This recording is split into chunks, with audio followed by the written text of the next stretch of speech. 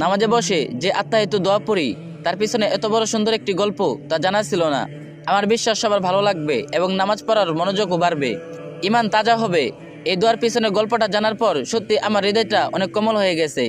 আত্মাহিত আসলে আল্লাহর সাথে আমাদের মহানবী সাল্লাল্লাহু আলাইহি সাল্লামের কথোপকথন একটা অংশ, যা আমাদের মহানবী সাল্লাল্লাহু আলাইহি সাল্লাম মিরাজ যাত্রার সময় হয়েছেন মহান আল্লাহর সাথে।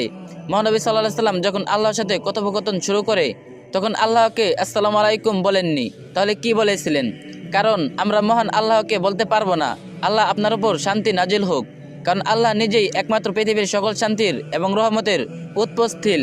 মহানবী সাল্লাল্লাহু আলাইহি সাল্লাম আল্লাহকে উদ্দেশ্য করে বলেছিলেন, আত্তাহিয়াতু লিল্লাহি ওয়াসসালাওয়াতু ওয়াত-তাইয়্যিবাত, অর্থাৎ যাবতীয় সম্মান, যাবতীয় উপাসনা ও যাবতীয় পবিত্র বিষয় আল্লাহর জন্য। উত্তরে আল্লাহ বলেন, আসসালামু আলাইকা আইয়ুহান নাবিয়্যু ওয়া রাহমাতুল্লাহি ওয়া বারাকাতুহু, অর্থাৎ হে নবী, আপনার উপরে শান্তি বর্ষিত হোক এবং আল্লাহর অনুগ্রহ ও সমবৃদ্ধি সমূহ নাজিল হোক।